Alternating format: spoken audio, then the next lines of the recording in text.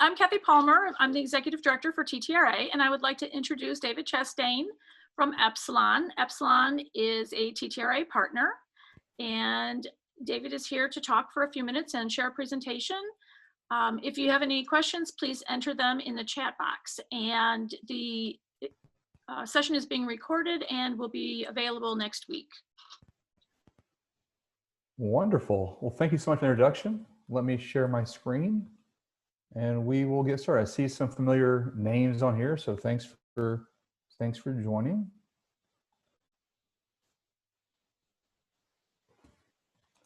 So what we're going to talk today is number one, we'd love to meet with all of you.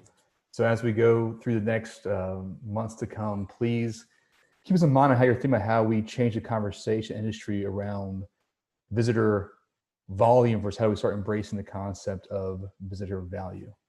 So let me try to share my screen and we'll get started.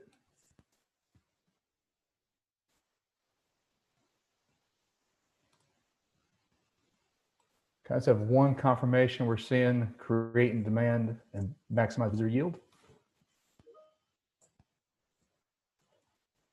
Okay, we'll assume we're good to go. Yes, we can see your screen, David. Wonderful, thank you so much. So as we've moved through this really turbulent year, I think we've had to ask ourselves a lot of questions around who is it in fact we're trying to reach? How are we trying to reach them? What's the value of each visitor and where they come from? And ultimately, as a destination, how do we decide how to maximize that visitor yield? So for us, it really is this transition that we've embraced at Conversant Epsilon for the last several years. Epsilon, just as a little bit of a background, 50-year-old company, acquired Conversant, which is where I worked about 5 years ago.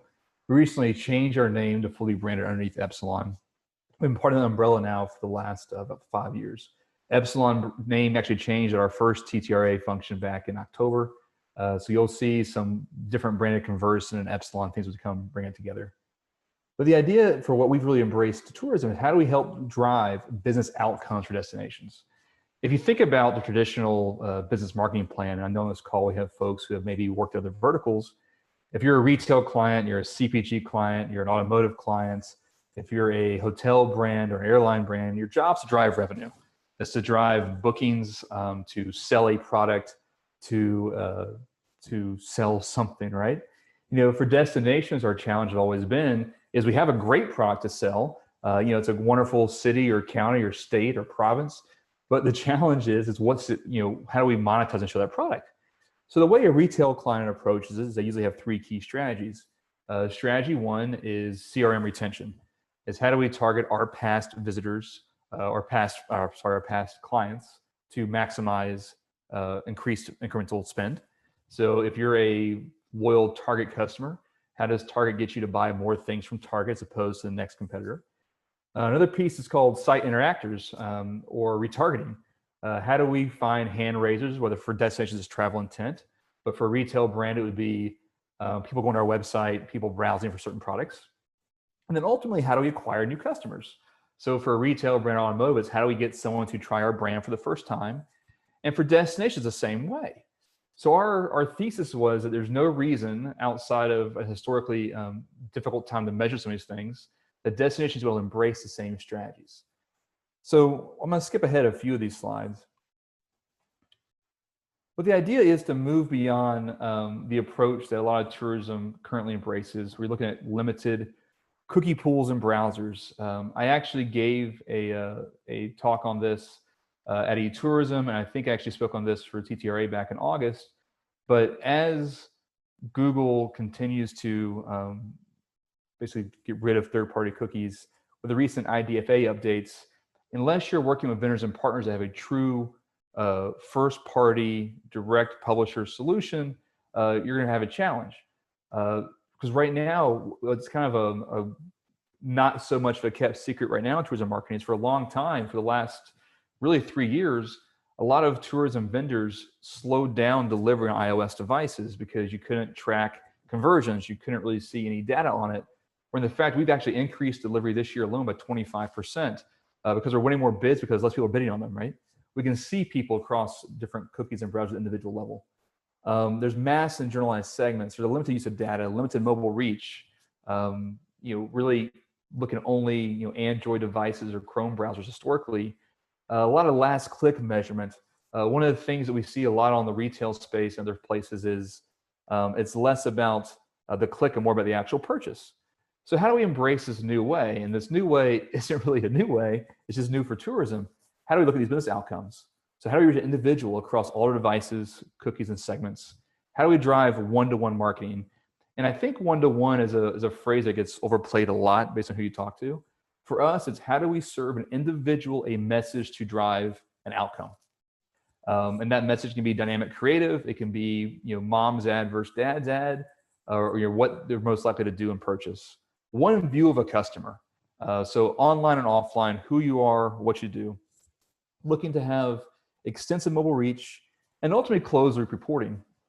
For everything we'll talk about here at Epsilon, what we do is we message a single user, and I think out of some of the webinars I've been on the last 6 to 8 weeks, the one thing to kind of keep in mind about Epsilon Conversant is we are a digital media platform. We run a lot of digital media ads. We're the second largest digital media company per ComScore in terms of US reach. We reach about 83% of the online US internet audience, all tied to a single individual. And when we report back on our economic impact reporting for our clients, it is tied to an individual that was messaged. The individual actually shows up in market, and we actually track the spend they make. And we'll get into a second. But our measurement KPIs are about total measured revenue. Because I think as destinations, what we really understood is hotel tax has been, lodging tax is very vital to our communities. But when we have a quarter or two or three when that is generated, how do we start looking at alternative funding methods? How do we start looking at tourism as a conduit of economic development, more so than just having visitation show up? How do we look at how much revenue our destination marketers directly drive for things like retail, restaurants, gas, grocery, not through an extrapolation or economic formula, but based on closed loop transaction reporting. So I'm going to skip ahead a little bit. Some of the clients we work with right now. But for us, I'm going to breeze past this for some of you guys all attended our last session as well. But everything we do is based on the concept of identity. And I think, again, identity is one of those phrases everybody's starting to jump on board saying we have one, we have one, we have one.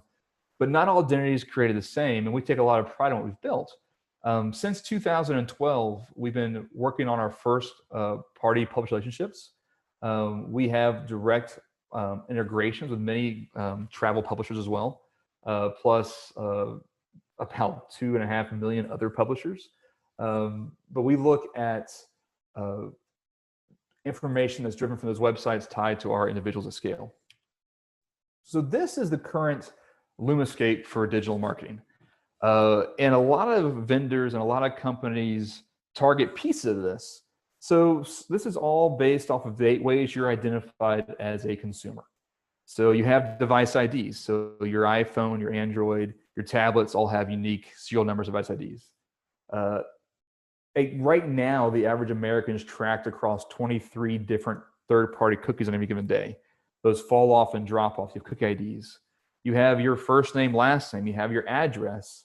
You have VIN numbers, voting records, a bunch of different emails, right? If you're like me, you probably have a work email, a Gmail account, a Yahoo account, maybe some old, tired Hotmail account still left over from a long time ago. If you're really lucky, you might have an AOL account floating out there. But it's a big task to reconcile all these fragments to a solid, cohesive identity. And that's what we do. So what we've done for other verticals up till now we're including tourism is helping create an accurate identity at scale. So whether you're our clients like Disney and General Motors or Franklin, Tennessee or St. Pete Clearwater, you're all taking advantage of the same engine. And that engine is based on individualized profiles, decisioning, delivering at a one-to-one personalized scale, and driving revenue. So what does this actually look like in terms of scale and how it's fleshed out? So the first step, and because we have a lot of research partners on this call, the first step to creating an identity is to match a profile. across all our devices. So deterministic matching means we take our first party pixels or login information on your iPhone. We have your device IDs. We match it based off of hard information. So it could be an email, it could be your shipping address, it could be your billing address, and it's verified by a purchase. So of these 200 million people we're saying right here we target in the United States, those are all verified by an online or offline purchase, so they're a real person. If you've sat through a lot of these presentations, it feels like ever since COVID really reared its ugly head, we've been inundated with webinars, right? And everybody throws out profiles and profile sizes. But at the end, we're looking at, what does 200 million actually mean? For that, it's a large part, about again 83% of the targetable online US internet audience. So when you see people throw out profiles like we have 1 billion profiles or 700 million profiles, those might be cookies, but those are not reconciled against an individual. It's impossible. You don't have to be the best research in the world to understand that it's impossible to have more people in a true individual profile than there is population of the country. So a good benchmark to look at other vendors is what is that individual profile? And if they're saying it's over, the population of the United States, which the targetable online US internet population, that means over the age of 18, you can collect data on, is about 225 million folks. If it's more than that, it's not based on individuals, it's based on cookie data. We then verify that profile with offline data. So who you are, anonymized address, VIN numbers, voting records. We see where you're going, what you're buying, your desktop, mobile data. And for destinations, we do something really unique. So we can actually see, based off our transactional data, 2 years of historic spend in market.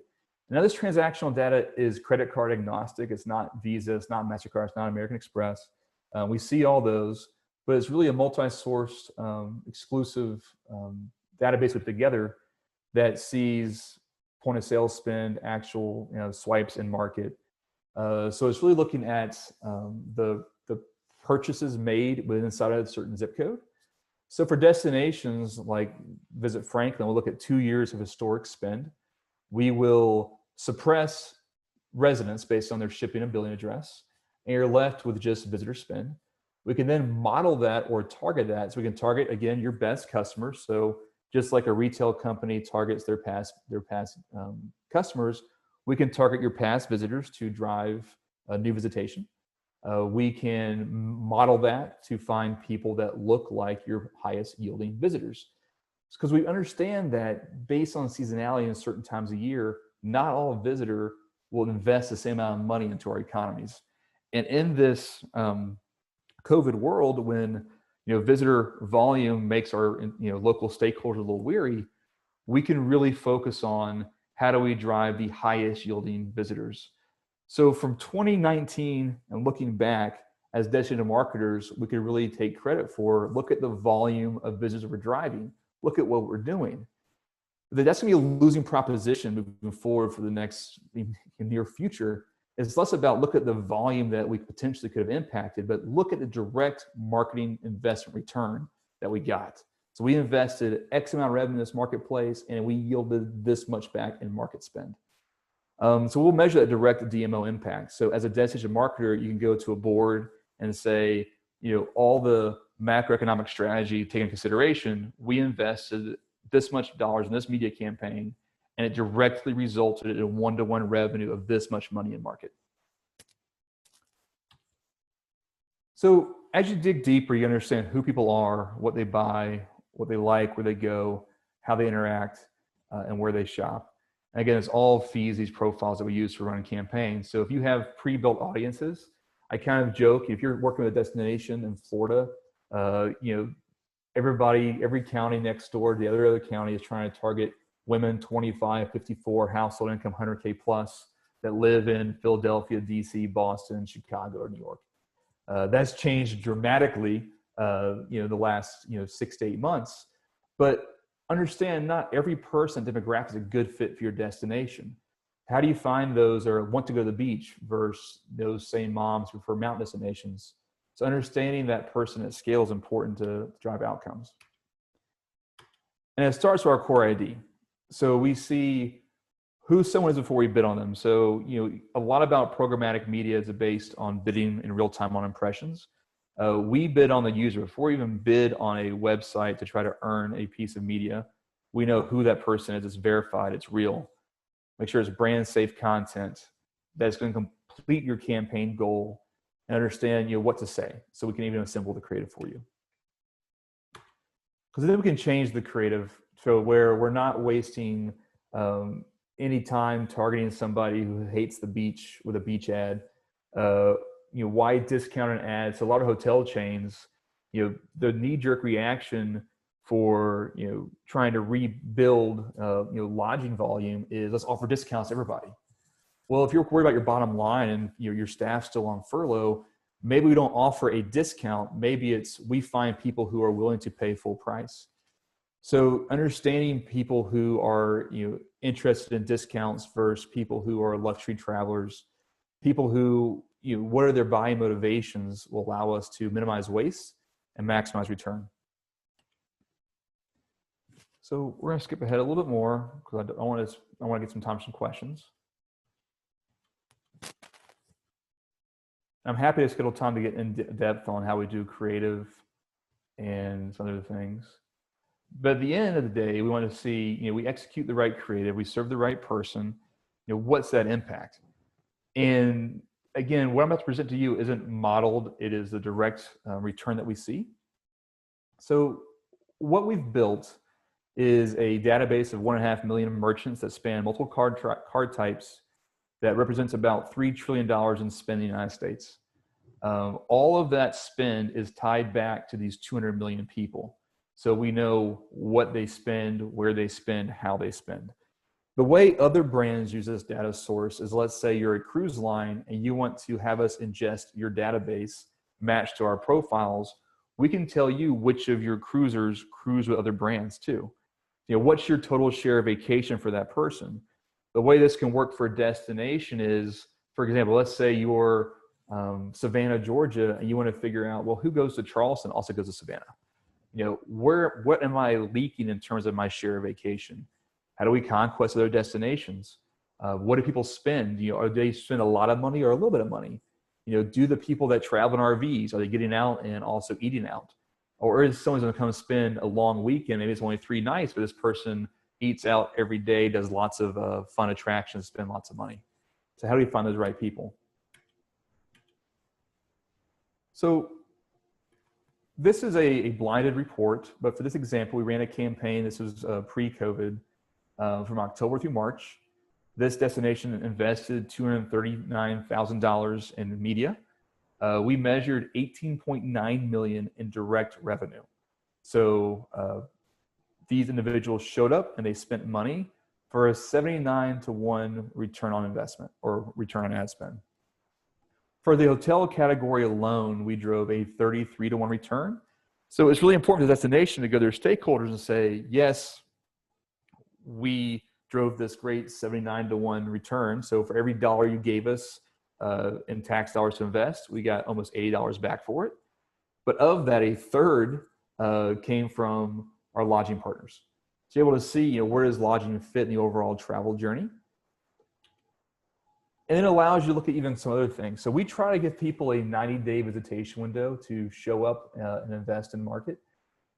This one was truncated because of COVID. So some people had a full 90 days, some people had 11 days. This was a destination that took a while to get to. But of the 9.2 million people reached, so this is not devices or cookies, we actually reached about 20 million devices. We had 27,000 actual people show up basically in December through early February. We measured about almost 6 purchases per visitor for a $706 average yield per visitor. Now, a couple of things to keep in mind when we report back on our numbers. You see at the bottom, we see about 50 to 60% of your non-cash transactions. This is not modeled. So if you are looking at how does this compare to some of our research partner data, how do we use this as part of a broader campaign? I mean, you could probably double this. You could look at it and make some extrapolations, but we want to give destinations a raw product. So here is, without any manipulation, exactly what you drove. Did those people travel with other folks? Sure. This is just measuring those who were actually served an ad and then actually spent money in market. We were starting to look at launching household information next year. And for a lot of our partners, we're starting to test that for them right now. We see lots of categories from casinos, convenience stores, dining, golf courses, zoos, tours, vacation rentals, all tied to those transactions. But at the end, we actually report back on revenue by category. So in this case, 45% of the total revenue measured came from hotel category. A bunch came from retail, dining, and nightlife. This is a destination that has a lot of all-inclusive hotels as well, or big resorts. It's kind of hard to leave property. But you can see how that breaks out for everybody. You can see the actual transactions. So you can look at your average order value by the percent of transactions versus percent of revenue. So in this case, hotels are only 8% of total transactions, but that makes a lot of sense because they have such a high average order value and represented almost 45% of total revenue. You're able to see what category people purchase with, and then ultimately revenue by residential DMA. So one of the things that has been really interesting to learn as we've dug deeper into tourism is the way a lot of campaigns are targeted.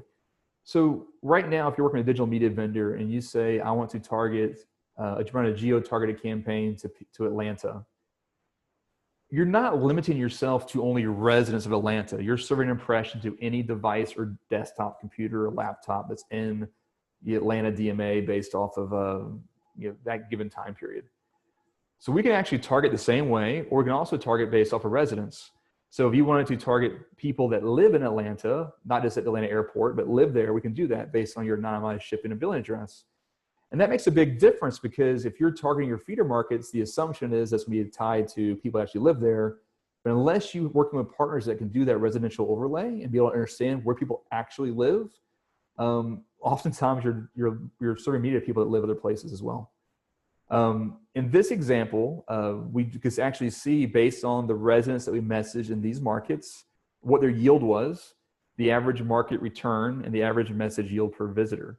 So New York has a high yield, but Philadelphia is a little bit higher. Philadelphia actually costs you less to reach someone there. Their market return is a lot higher than those in New York. So this is right now is just reporting on the digital media that we serve. But if you were trying to see where do we invest in outdoor or spot cable, what markets might have a lower cost of entry for out of home, based on the yield. So we can use this to not only look at the media that we delivered, but also how does this impact the rest of your campaign. And I think that might be enough to kind of, I'll stop sharing right there. If there's any questions, we'd love to also to schedule some time to meet, and we have a full team that we can walk through. We have, I think here in the United States now, we have about 6 folks, the other folks internationally.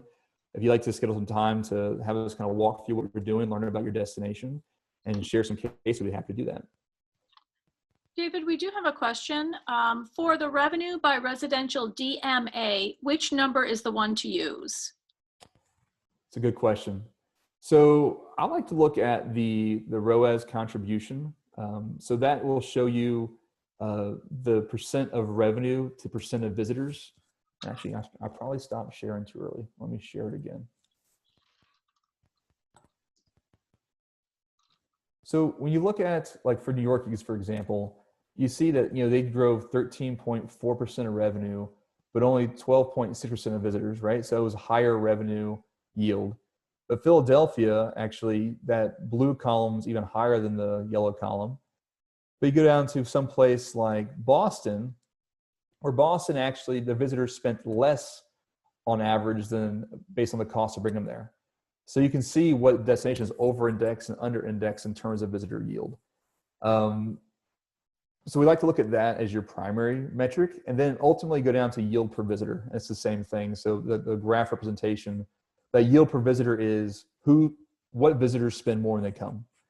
So someone from Atlanta is worth almost the same as someone from Boston, but they're a lot more cost efficient to reach. and allows you to start figuring out where else to deliver your media. Any other questions? There is another question. I'm trying to see, it just came up. Are you doing this analysis for only media you create in place? So right now it is. So we actually can work with agency partners. We work directly with destinations. It's based off our media, mainly because we have the identity. And with the absence of third-party cookies, a lot of times when you're placing cookies, let's say you're running another third-party vendor report, they're placing a third-party cookie on creative. So like even some of these other vendor reports only measure desktop impressions. They don't measure in-app delivery. So there's a big gap that we fill in terms of identity. So that's the reason why. But we're actually testing right now with some other partners to see if they'll allow us to put our first-party pixels on their websites and creative. So right now we are looking at just the revenue of what we deliver. We can actually also put overlap tags, though, if you want to see individual reach and frequency deduped against our identity. We can do that as well right now. But for the NEI report, the revenue right now is only tied to media that we deliver, but we should be having multi-vendor measurement available within the next year.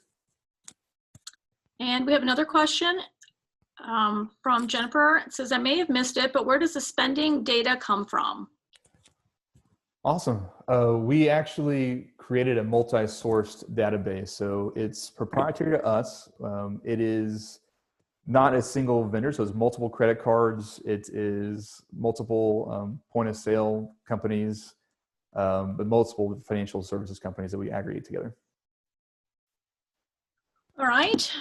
Is this part of a media buy or an add-on? It's a media buy. So everything that we do is included in a CPM. So one CPM, we can match data, serve the audience, serve the creative, even build some of your creative for you. And a follow-up, how do you dedupe the financial spending? It's all tied back to our individual identities. So when we serve an impression, we know who that person is. We see that actual, we also track your lat and long of your devices. We count an arrival as you actually showed up and swiped that credit card in market. So we know that you're a resident of Atlanta. We served you an ad for St. Pete.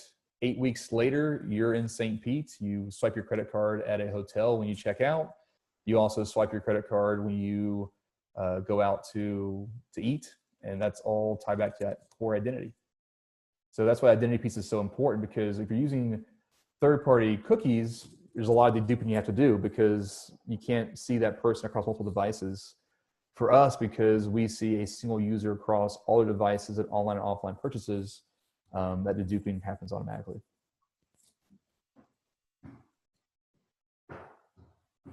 Any other questions? There's one more that just popped up. Spending is on an individual person. So how do you compensate for one person in the party paying for others, i.e. the total hotel bill?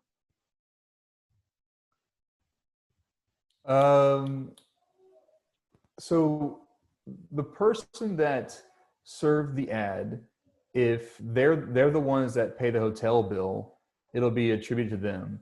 If they are ones that, if someone in the household paid for the hotel but was not served an ad, that hotel spend, we wouldn't capture a report on that. That is where working with some of your research partners would be helpful. Because they would model the rest of that out. We're only showing the spend directly tied to someone that was served a message. All right, another question. The data is obtained from cards. I'm assuming it is credit cards. And you said the coverage is about 50% or a little more. What about the cash or other payment type of mobile payments like Venmo, etc.? We